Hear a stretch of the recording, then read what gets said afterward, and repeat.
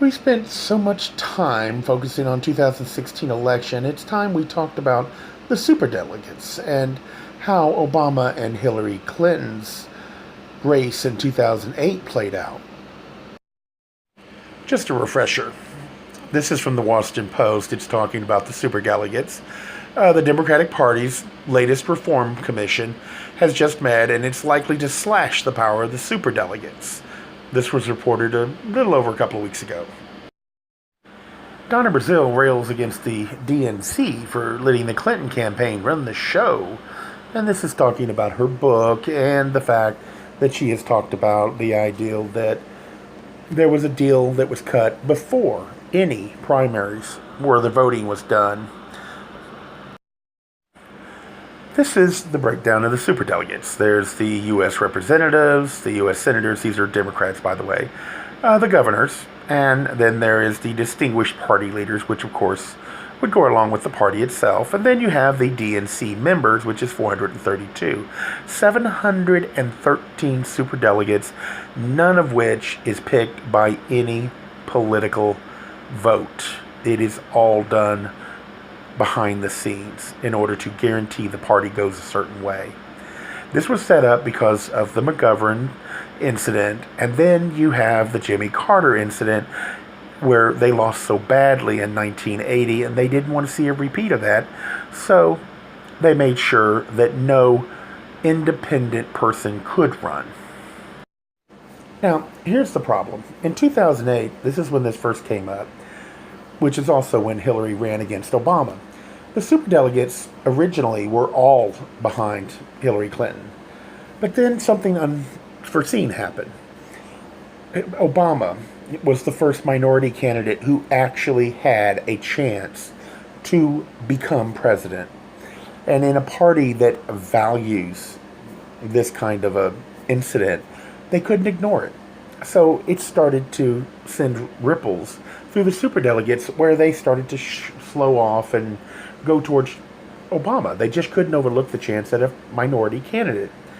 And then finally it became close enough to where it just needed a few more delegates to slip. And so even though neither one of them had enough, 50 more delegates popped out in June of 2008, right after an election and right before the big California primary. And what do you know? Overnight, what looked like to be a contested convention became Obama's ascendancy. That's how that all played out. Why do you think only Bernie Sanders, an independent, ran against Hillary Clinton?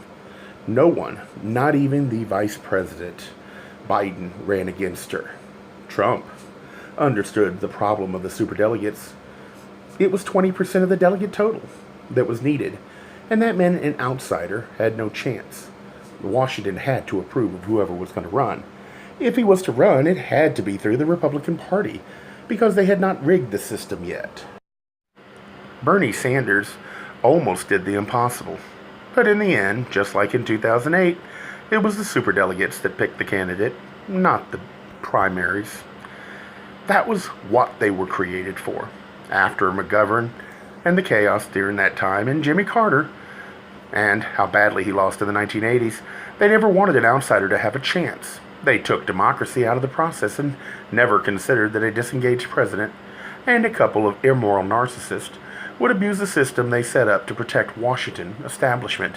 Sadly, they had not seen history as all that important. However, just a few weeks ago, we heard discussed an effort in the Democratic Party to make sure at least the first round, many of the superdelegates will have to stick with their state's choices, most likely the ones that are not already elected in Washington. Reporters won't cover it. Democrats attacked Donna Brazile for even writing about it. But the fact is, her book added to the DNC hack information we already had, whose most damaging parts was centered around the John Podesta emails that showed the collusion of party and Hillary Clinton to undercut Bernie Sanders. By the way, that hack was centered only on the Democratic Party.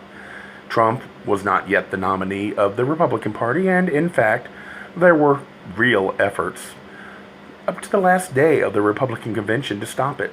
So the idea that Trump and Putin colluded to hack when everywhere the propaganda was on Hillary coronation is insane. Yet reporters want you to forget all this and believe somehow the propaganda that worked is the one few ever heard and never became common knowledge.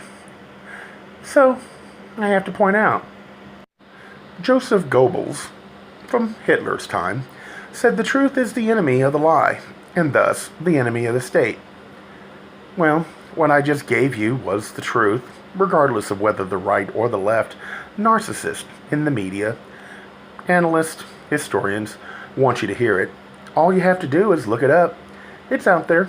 But if you're watching and waiting for people to tell you what to think, you will never hear the truth. You have free will. We are told it's God's gift to humanity, after all. Our leaders, however, want you to ignore that and let them tell you what reality is. That's exactly what happened for the last decade, if not 2 decades.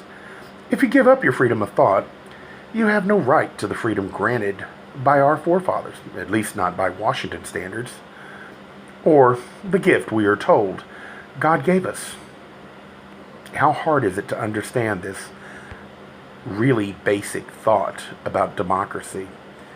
Every one of the founding fathers said it is very important that you question government's role. You need to limit it. And clearly we were not wise enough this election to realize it.